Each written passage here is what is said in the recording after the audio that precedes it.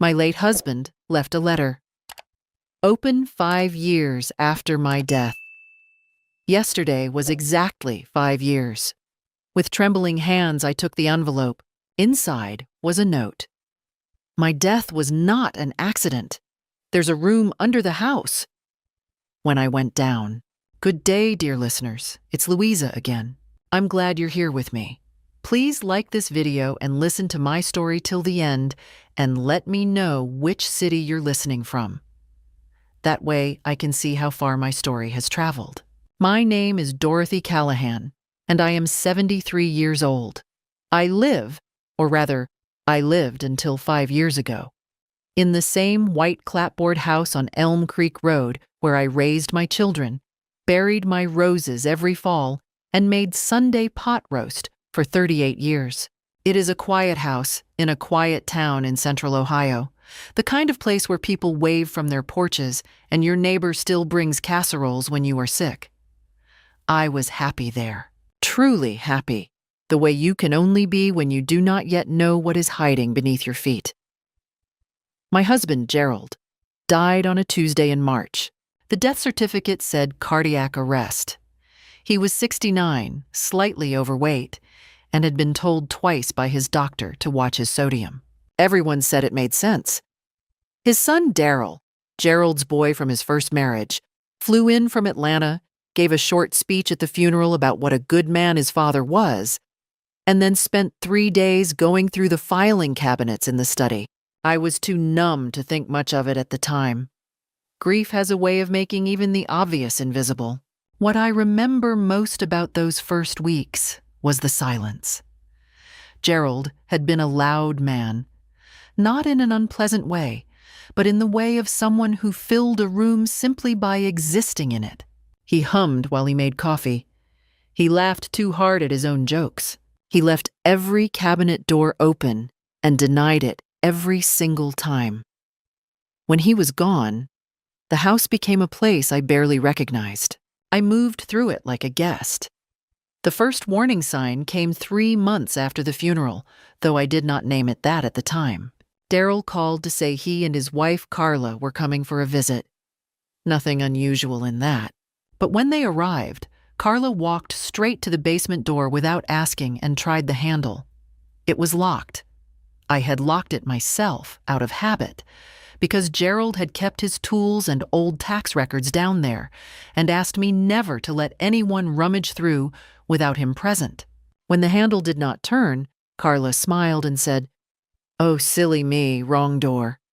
And nothing more was said. But I noticed, the way you notice a smell you cannot quite name.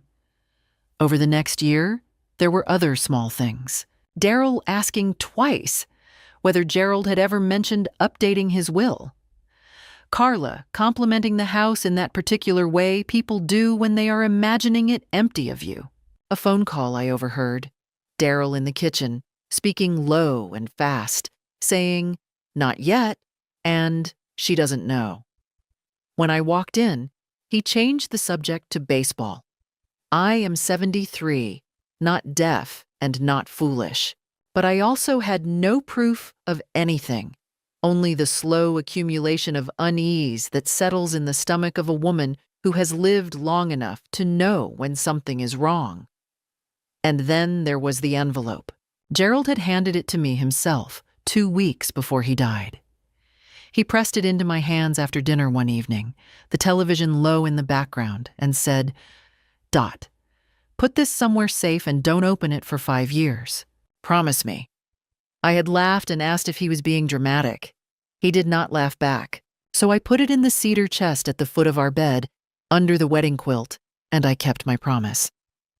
5 years to the day, I sat at the kitchen table with my morning coffee going cold, and the envelope in front of me. My hands were shaking. I told myself it was just the arthritis. Inside was a single index card, written in Gerald's cramped, careful handwriting. My death was not an accident. Under the house there is a room. I read it 3 times. Then I sat very still for a long moment, listening to the house around me. The tick of the clock, the hum of the refrigerator, the ordinary sounds of an ordinary morning that had just stopped being ordinary. I got up. I went to the basement door. I unlocked it. The stairs were the same wooden stairs I had walked down 100 times to do laundry. The bare bulb on the pull cord cast the same yellow light. The washer and dryer stood where they always had. Gerald's workbench ran along the far wall. Nothing had changed. Nothing looked different. And yet, standing at the bottom of those stairs, I knew something was there. I could feel it, the way you feel a word on the tip of your tongue. Not seeing it yet, but knowing it exists. I did not go looking that morning. I went back upstairs, sat down at the kitchen table, and looked at my husband's handwriting for a very long time. My death was not an accident. Gerald had been a cautious man, a careful man. He would not have written those words unless he meant them precisely. The question was not whether I believed him. Of course I believed him. He was my husband of 38 years, and he had never once lied to me. The question was what I was going to do about it. I sat at that table for 2 hours. That is not an exaggeration. The coffee went completely cold. The morning light moved across the linoleum the way it always did, slow and indifferent. And I sat there with Gerald's index card in my hands and tried to understand what I was holding. Not an accident. He had known. Whatever happened to him, he had known it was coming, known it far enough in advance to write a note, seal it, and press it into my hands with that look on his face that I had mistaken for sentimentality. How long had he known? Why hadn't he told me directly? Why 5 years? The questions came in waves, and underneath each one was the same cold undertow. If Gerald's death had not been an accident, then someone had killed him. And if someone had killed him, that someone was almost certainly someone we knew. I thought about Daryl. I did not want to think about Daryl. He was Gerald's son, after all. Gerald's blood. The boy in the photographs on the mantel, the teenager Gerald had coached in Little League and driven to college and worried about quietly for 30 years. But I also thought about Carla's hand on the basement door. I thought about the phone call in the kitchen. I thought about the way Daryl had spent those 3 days after the funeral in the filing cabinets and how I had been too broken to ask what he was looking for. And I thought about the will. Gerald had updated his will 18 months before he died. He had not told me the details. He said it was taken care of, that I would be provided for, and that was all I needed to know, and I had trusted him. After his death, the lawyer, a man named Hargrove, who had handled Gerald's affairs for decades, had read the will. The house came to me outright. A small portfolio of savings came to me. To Daryl, a lump sum of $40,000 and a storage unit in Columbus that I had never known existed. It had seemed straightforward. Daryl had seemed satisfied. He had not contested anything. But had he expected more? Had there been something in the will, or beneath the house, that Gerald had changed, redirected, removed? I folded the index card and put it in the pocket of my house dress. I was frightened. I want to be honest about that. I am a 73-year-old woman living alone in a house on a country road, and the idea that my husband had been murdered, that word, murder, which I had not yet said aloud, but which was already sitting heavily in my chest, was not the kind of thing that made me feel brave or bold. It made me feel sick. It made me want to call my daughter Linda in Cincinnati and tell her to come home immediately. But I did not call Linda, not yet, because I had learned something in 73 years of living, and it was this: if you panic, you lose. If you go running to other people before you understand what you are dealing with, you hand over control of the situation to someone else, and I was not ready to do that. Not before I knew what was in that basement. I gave myself until afternoon. I spent the morning making a list. Not the kind of list you make when you are being dramatic, but a plain, practical accounting of what I knew, what I suspected, and what I needed to find out. Gerald believed his death was not an accident. There was something under the house. Daryl and Carla had tried to access the basement after Gerald died. Daryl had asked twice about the will. There had been a phone call I was not meant to overhear. That was what I knew. What I suspected was darker, and I wrote it down anyway, because writing things down makes them real, and I needed them to be real. I suspected Daryl had known about whatever was in the basement. I suspected he had wanted it, or wanted it gone, and that Gerald had stood in the way of that. I suspected that $40,000 in a storage unit had not been what Daryl expected to receive. What I needed to find out: what was in the room Gerald had mentioned, whether there was any documentation, any paper trail, any evidence that Gerald had kept down there, and whether it was still there or whether someone had already taken it. After lunch, I made myself eat. Because my blood sugar is unreliable and I needed to be clear-headed, I went back to the basement. This time I looked properly. The basement was maybe 600 square feet of unfinished space. I had spent almost 4 decades walking past the washer and dryer, past the shelving units, past Gerald's workbench, without ever looking at the walls themselves. Now I looked. I ran my hands along the cinder block. I checked behind the shelving units.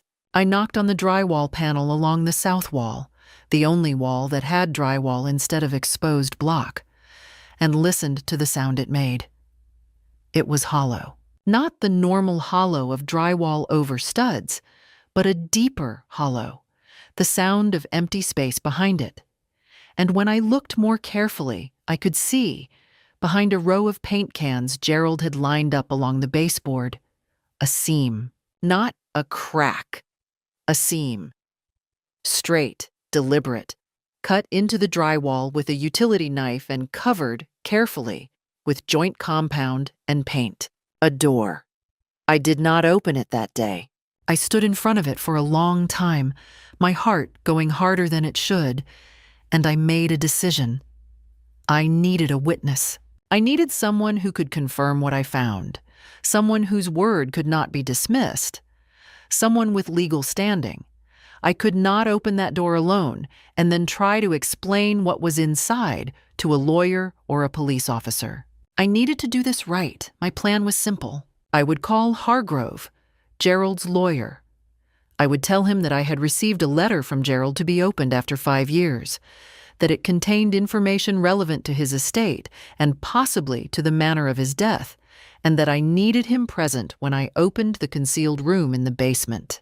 I would do it by the book, because if what I suspected was true, if Daryl had had something to do with Gerald's death, then I was not going to give him a single legal crack to slip through. I called Hargrove's office the next morning.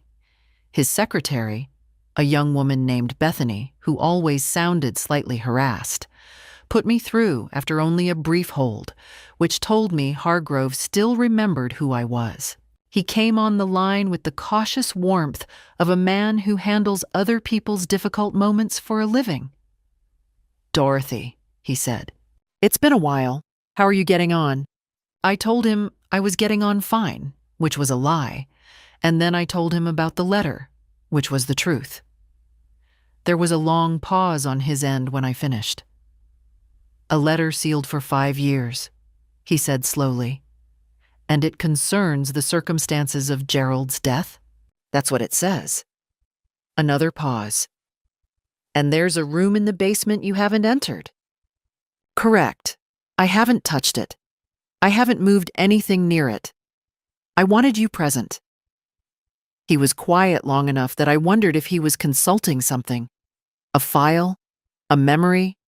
A conscience. Then he said, "I can be there Thursday at 2. And Dorothy, I think you're right to do this properly." He came on Thursday with a young associate named Patrick, who carried a notepad and said very little. I had not told anyone else. I had gone about my week as normally as I could. Grocery store on Monday, book club on Wednesday. The ordinary scaffolding of a life continued. I had not called Linda. I had not said a word to the neighbors, and I had not, for even one moment, gone back down to the basement. But on Wednesday afternoon, something happened that told me the clock was already running. Daryl called. He called my cell phone, which he almost never did. We communicated mainly by occasional text or by Carla's dutiful holiday cards. And he opened with the particular brightness of someone who has rehearsed their casualness. How was I doing? Had I been out to see the property lately? He meant the small parcel of land on the east side of the house that Gerald had bought years ago for a garden expansion and never developed. Was I thinking about the house at all? You know, long term? I said the house was fine, and I was fine, and I had no plans to change anything, and I kept my voice as pleasant and empty as a Sunday afternoon. After I hung up, I sat very still. He knew. Not what I had found, maybe, but that something had shifted. Either he had been watching more carefully than I realized, or he had some other way of knowing. A contact at the lawyer's office. A neighbor who mentioned seeing Hargrove's car in my driveway on Thursday. I did not know how, but the call was not a coincidence. It was a probe. Thursday came. Hargrove and Patrick arrived on time. I led them downstairs without preamble. Hargrove looked at the wall for a long moment. He looked at the seam behind the paint cans. He looked at me. "Has anyone else been down here?" he asked. "Not since Gerald died." "Not that I know of." Patrick photographed everything before we touched it. The wall, the seam, the arrangement of the paint cans, the workbench, the whole room. Hargrove had thought to bring him, and I was grateful for that foresight. Then Hargrove, using the flat edge of a putty knife I gave him from Gerald's bench, eased the panel open. The room behind it was small, perhaps 8 by 10 feet, with a concrete floor and a single bare bulb on a pull cord, identical to the one in the main basement. Gerald had built it himself, clearly. The workmanship was unmistakable to me. That particular combination of precision and slight over-engineering that was my husband all over. Metal shelving along the walls. A fireproof document safe in the corner, the kind you can buy at a hardware store. And on the middle shelf, in Gerald's handwriting on the outside of a manila envelope, the words, "For Dorothy." In case, Hargrove looked at me. "Your call," he said. My hands were steady this time. The envelope contained a 14-page handwritten letter, 3 USB drives, and a folded copy of an appraisal. A professional real estate appraisal, dated 8 months before Gerald's death, for the East Parcel. The appraisal valued the land at $412,000. Gerald had written in the margin, in red ink, "Daryl knows. He hired them without my permission. Do not let him have this." I looked at that number, $412,000, and I understood everything. The East Parcel had been quietly rezoned for commercial development 18 months before Gerald died. Gerald had known. Daryl had also known, had apparently commissioned a private appraisal without Gerald's knowledge, presumably because he intended to push for a sale or a buyout, or to inherit it. The land was not in the will. I checked. Hargrove confirmed it. The East Parcel had been titled solely in Gerald's name, and upon his death, it had passed, automatically, to me. Daryl had expected to inherit it, or had expected to force me to sell it to him before I knew what it was worth. But the letter, 14 pages in Gerald's careful hand, told me something worse. Gerald had not merely been outmaneuvered. In the weeks before his death, he had become convinced that Daryl had been pressuring him. Visits that felt like ultimatums. Suggestions that Gerald's health was failing faster than it was. References to a doctor, a cardiologist who Daryl had recommended, whom Gerald had seen twice and did not entirely trust. Gerald had written, I don't know if I'm being paranoid. But I know Daryl needs that land, and I know he's not going to wait forever for it. Patrick was still writing on his notepad. Hargrove said quietly, "Dorothy, we need to talk about next steps." I looked at the handwriting on the envelope. For Dorothy, in case, and felt something move through me that was not quite grief and not quite anger, and was perhaps both at once, transmuted by 5 years of patient waiting into something harder and cleaner. "Yes," I said. "We do." The plan Hargrove and I agreed on that Thursday afternoon was deliberate and sequential. First, we would have the USB drives examined by a data recovery specialist Hargrove trusted, a man in Columbus who worked with law firms. Second, Hargrove would contact the county recorder's office to pull the full title history on the East Parcel and document everything related to the rezoning. Third, and this was the step that Hargrove took the most time explaining to me, choosing his words carefully, he would reach out to the county sheriff's office to request a review of Gerald's death certificate and the original incident report.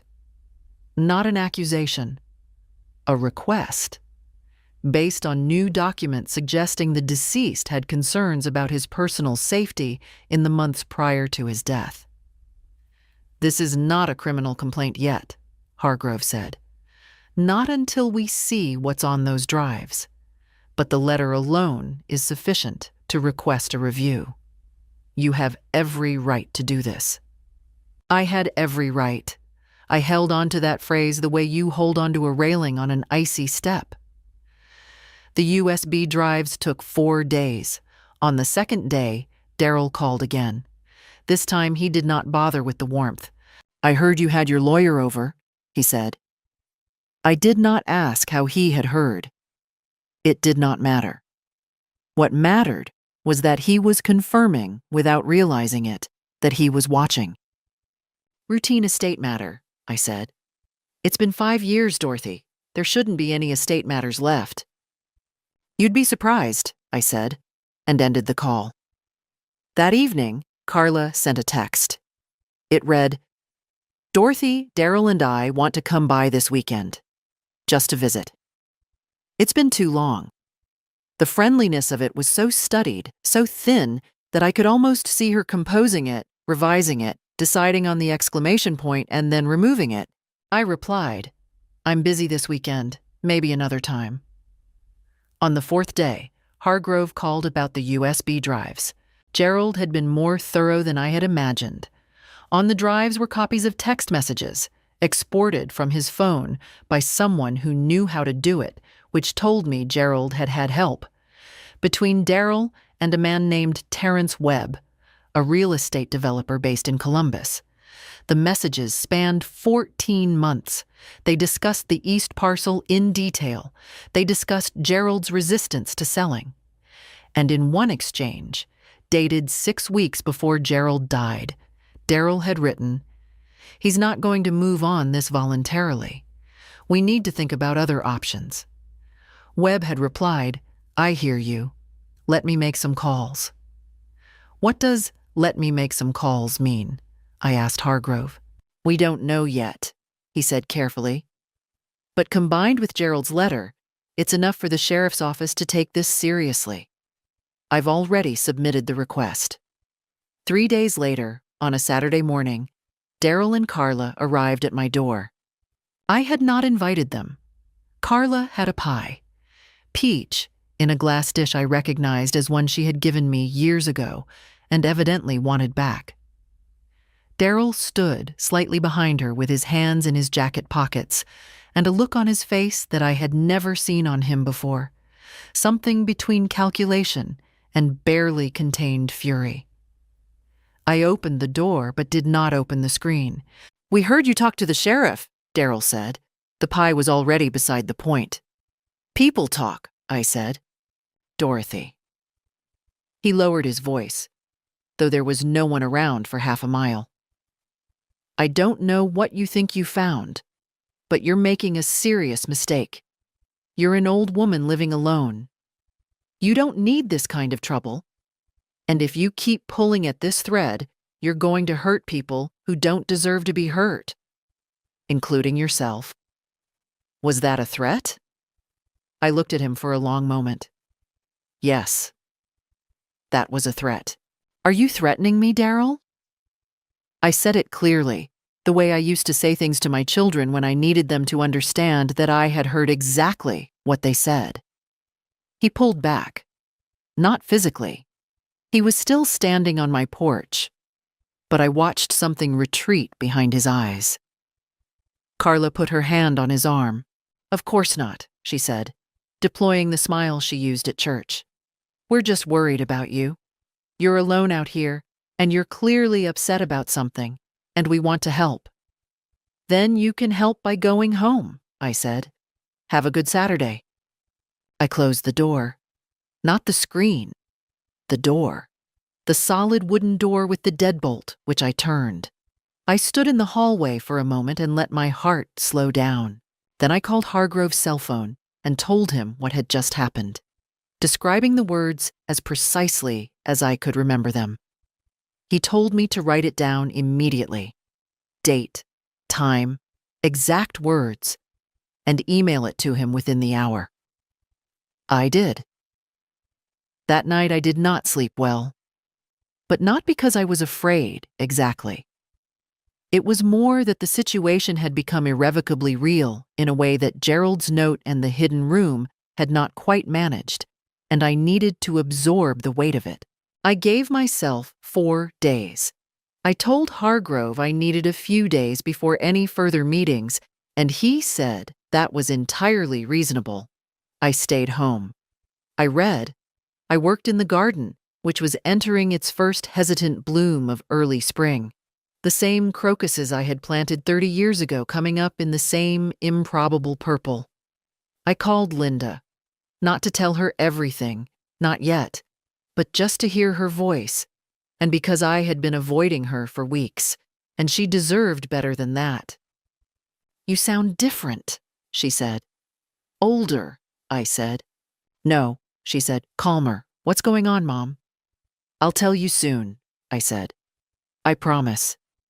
I sat on the back porch in the evenings and watched the light go out of the sky over the east parcel. Over $400,000 of land that Gerald had protected with his silence and his patience, and perhaps with his life. And I thought about what comes next. On the 3rd day of my rest, the offer came. It did not come from Daryl directly. That would have been too obvious. And Daryl, whatever else he was not stupid. It came through a man named Gary Purcell, who was a real estate attorney in town and who had handled small transactions for neighbors of mine over the years. Gary called me on my landline, not my cell, which told me he had looked up the old listing, and introduced himself with the smooth, unhurried professionalism of someone who had been very carefully briefed. He represented a development group, he said, that had identified several properties in the county with commercial potential.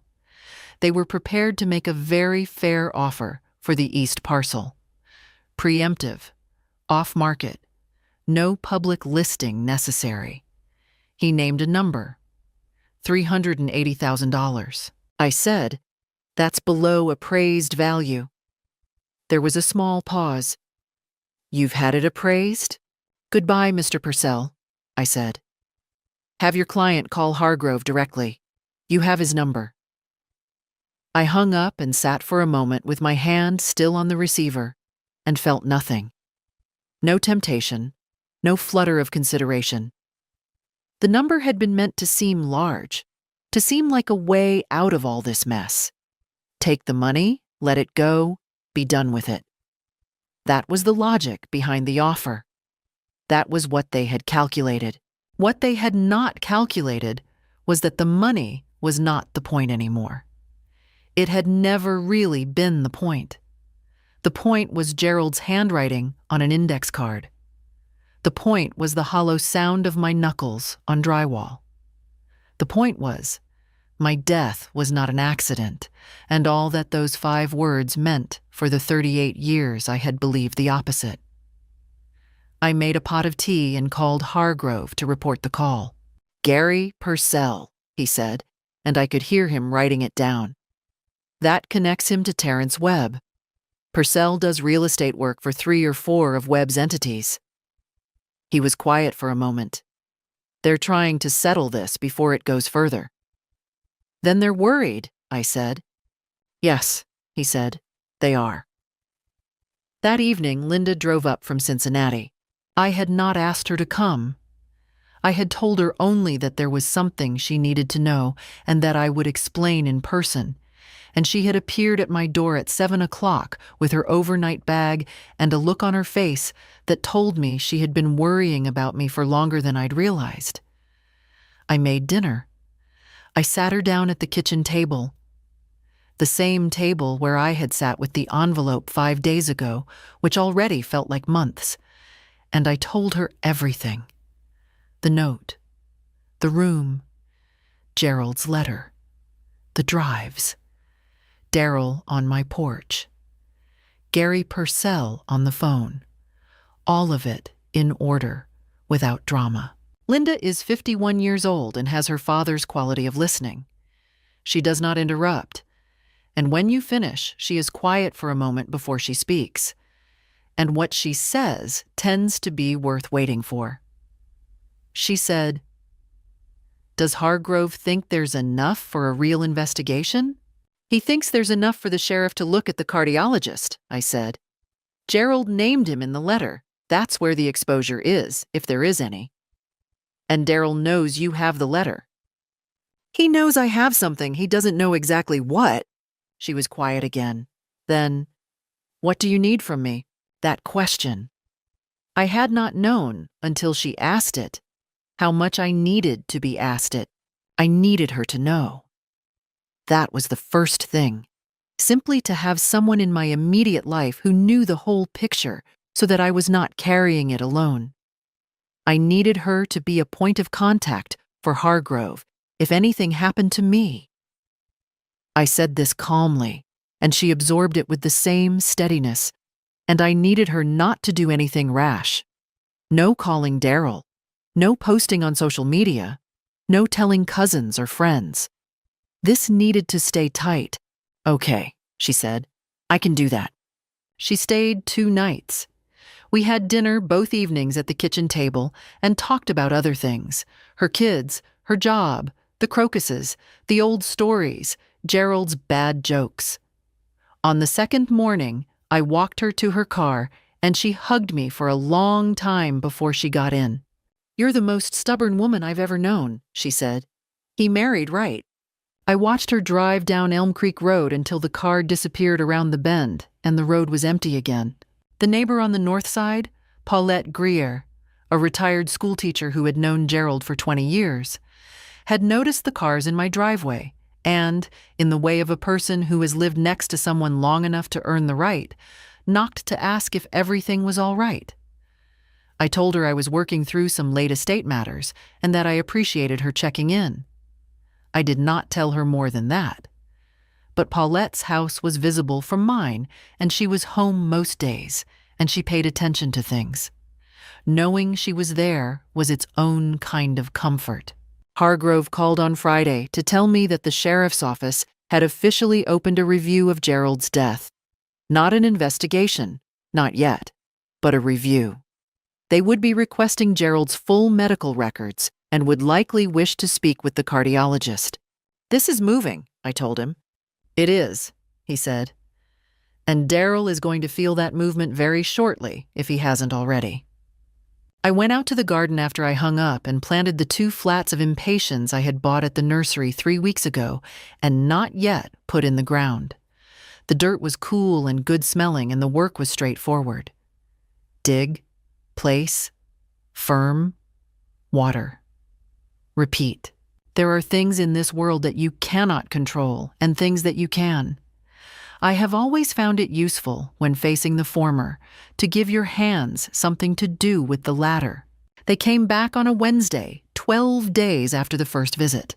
This time they called ahead. Carla, the day before, with that particular warmth she deployed like a tool. She said she and Daryl had been doing a lot of thinking, and that they felt terrible about how things had been left. And would I be willing to have them come by just to talk over coffee? She said we miss you in a way that made the words sound like they had been practiced in a mirror. I said yes. I said yes, because I wanted to see what they would do, and because I had told Hargrove, and because Linda was now only a phone call away.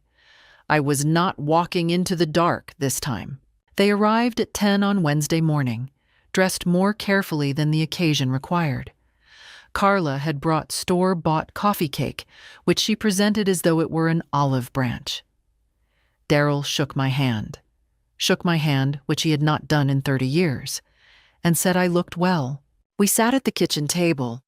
I poured coffee. I did not put the coffee cake out because I did not want them to feel comfortable, Daryl began. He said he knew that the last few months had been hard. He said he understood that grief did strange things to people, especially after a long time had passed. Sometimes you went looking for meaning where there wasn't any, because the idea that someone you loved had simply died felt unbearable.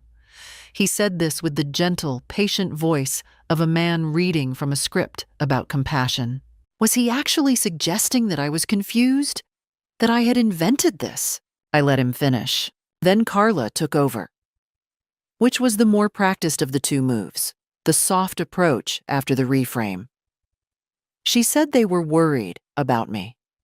She said this business with the lawyer and the sheriff was going to be stressful and public and upsetting, and that I was going to be dragged through something unpleasant for nothing because there was nothing to find.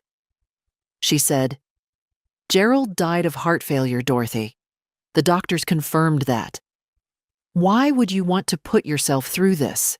Because Gerald asked me to, I said. That stopped them for a moment. Daryl leaned forward. The gentleness shifted slightly like a mask settling. What did he ask you exactly? I looked at him.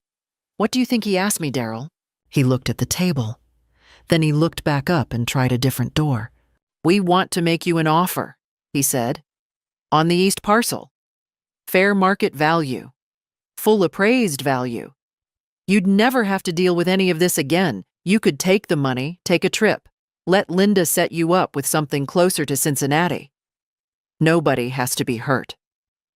There it was. The real architecture of the visit finally showing through the plaster. I put my coffee cup down. Let me make sure I understand, I said. You're offering to buy the property Gerald specifically left to me in exchange for me stopping a legal review into the circumstances of his death. That's not, Carla started. That is what you just said, I said. Dress it up however you like, but that is what you said. Daryl stood up. The practiced patience was gone entirely now. You are making a mistake, Dorothy. I want you to hear me say that clearly. You are an old woman, and you are alone, and you are about to destroy your relationship with the only family you have left. For what? For a piece of land? For a letter from a dead man who wasn't thinking clearly in his last months? You should leave now, I said. Carla was still sitting. She put her hand on the table, close to mine, not touching. Her voice went low and almost tender. We can make this very unpleasant for you, she said. Court challenges on the estate. Questions about your competency. Daryl is Gerald's blood, and you are not. We can make noise that will follow you and Linda and your grandchildren. Is that really what you want? I looked at her hand on my table. Then I looked at her face. Take your coffee cake and get out of my house, I said. They left. Daryl did not shake my hand again. Carla left the coffee cake on the counter, which I found somehow more disturbing than anything she had said. The door closed. Their car left the driveway. I stood in the kitchen and listened to the sound of them going. Then I locked the door and sat down on the floor of the kitchen, not because I was falling, because I needed to be low for a minute. Because the threat about competency hearings, about Linda, about my grandchildren, had landed somewhere I had not fully armored, and I needed a moment to absorb it before I could think clearly again. They would try it. I believed that. I believed Carla, specifically, had the will for it, the cold patience required to drag an old woman through a legal proceeding designed to humiliate rather than succeed. It was the kind of threat that did not need to win to do damage. But here is what they did not know, sitting at my kitchen table delivering their ultimatums. I had spent my rest days doing something besides gardening. I had written down everything, every call, every visit, every word. Daryl on the porch, Gary Purcell on the phone, Carla's hand on the table. All of it dated, time-stamped where possible, and sent by email to Hargrove with a follow-up physical copy mailed to Linda. I had a record that stretched back 5 years of small observed wrongnesses. I had Gerald's letter. I had the drives. I had Hargrove. They could try. Let them try. I picked myself up off the floor, went to the sink, washed my hands, and called Hargrove. They were here, I said. They made an offer on the parcel contingent on me stopping the review, and then Carla threatened me with a competency challenge. He was quiet for only a moment. That's attempted witness intimidation, he said. You have this documented? I'm writing it up right now, I said. Good, he said. Dorothy, this is actually good. They're panicking. I thought of Carla's low, careful voice. We can make this very unpleasant for you. Yes, I thought. And they were afraid. That was why they were here. That was why the coffee cake was still sitting on my counter. Afraid people do frightening things, but they also make mistakes. I wrapped the coffee cake in plastic and put it in the refrigerator. I am practical by nature. It would go to waste otherwise, and it was not the cake's fault. The call from Hargrove came on a Thursday morning in early May, 6 weeks after Daryl and Carla's visit. The sheriff's office has upgraded the review to a formal investigation, he said. Gerald's cardiologist, a Dr. Marcus Feely, was interviewed last week. His initial intake notes from Gerald's second appointment contain a notation that Gerald expressed concerns about pressure from family regarding a financial matter, and mentioned feeling abnormally fatigued in ways that did not align with his cardiac profile. Feely says he made a referral to a specialist that Gerald apparently never followed up on. The medical examiner has been asked to revisit the file. I sat with the phone against my ear and watched a cardinal land on the feeder outside the kitchen window. And the drives? I asked. The messages between Daryl and Terrence Webb have been subpoenaed. Webb's attorney has indicated his client is cooperating. He paused. Webb has stated that Daryl approached him 2 years before Gerald's death with a plan to acquire the east parcel. When Gerald refused to sell, Daryl allegedly told Webb he was going to, quote, handle the situation. Webb says he didn't ask what that meant. But he didn't walk away either, I said. No, Hargrove said. He didn't. 2 days later, Hargrove called again. He wanted me to come to his office the following Monday. He was going to be there with the lead investigator from the sheriff's department, a detective Karen Mussel, and he felt it would be better for me to be present. He did not say why Daryl and Carla would also be there, but I understood that they would be. This was the kind of meeting that only happens once. I wore Gerald's favorite color. The deep blue cardigan he always said made my eyes look like the lake we had honeymooned at in Ontario. I do not know why I chose it. It felt like the right thing to do. Hargrove's office was on the second floor of a brick building downtown, above a dry cleaner's. I had been there 3 times in my life. When Gerald and I bought the house, when we updated our wills, and after the funeral. The waiting area smelled like old paper and wood polish. Bethany, the secretary, offered me water and looked at me with the particular careful kindness of someone who knew more than she was saying. Daryl and Carla arrived 8 minutes late. Daryl looked like he had not been sleeping. The careful, managed quality I had always associated with him, the way he composed himself in rooms, the slight performance of ease, was fraying at the edges. Carla was more controlled, but her hands, when she set her bag down, were not quite steady.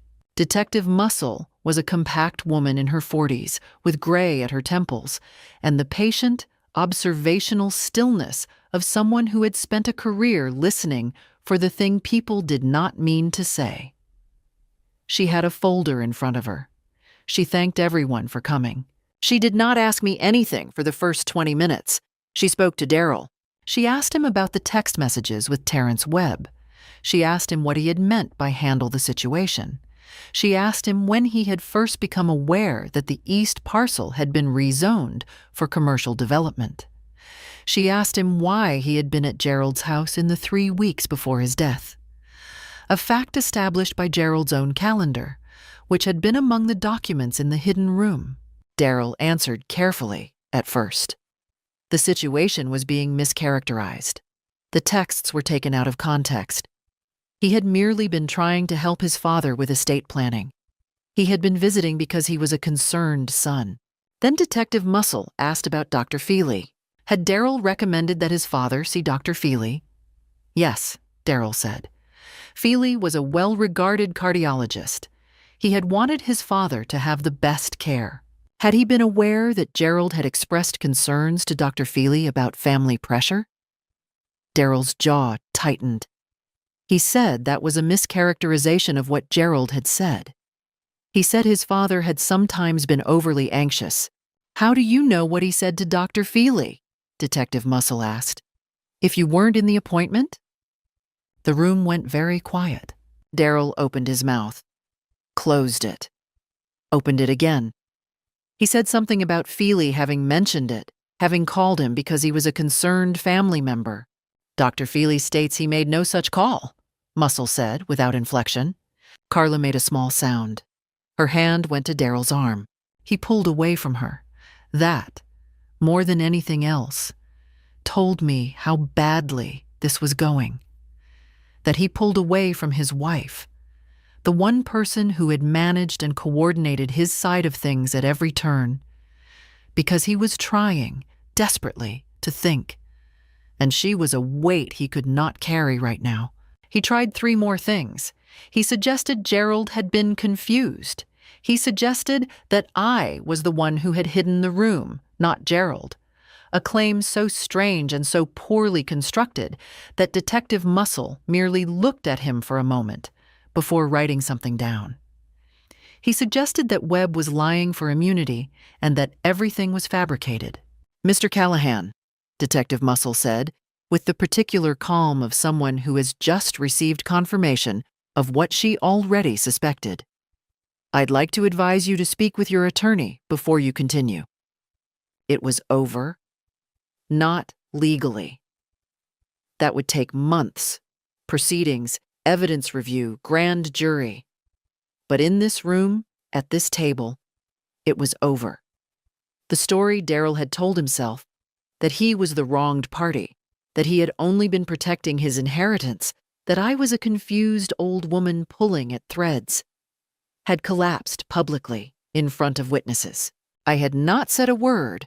I had not needed to.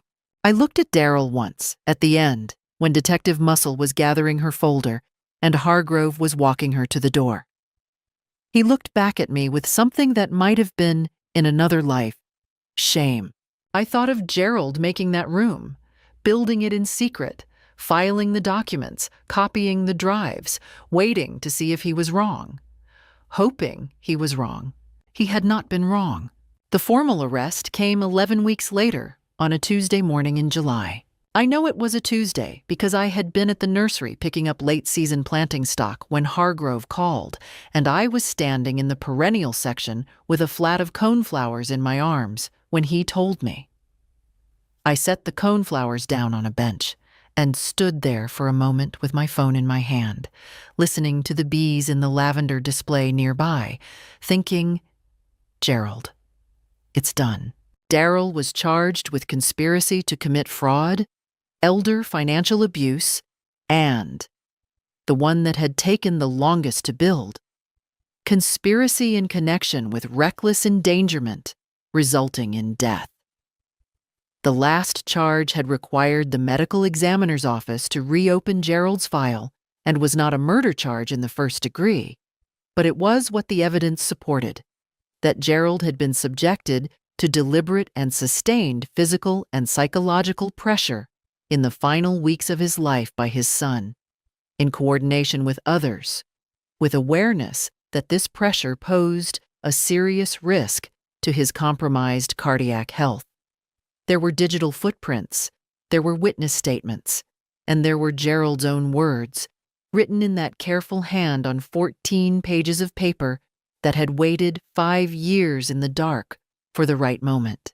Carla was charged with conspiracy and with witness intimidation, the latter based on my documented account of her statements at my kitchen table, which Hargrove had filed promptly and which Detective Muscle had treated appropriately as evidence. Terrence Webb had already pleaded guilty to conspiracy to commit fraud and was cooperating fully. His cooperation had, in fact, provided the bulk of the documentary trail against Darrell.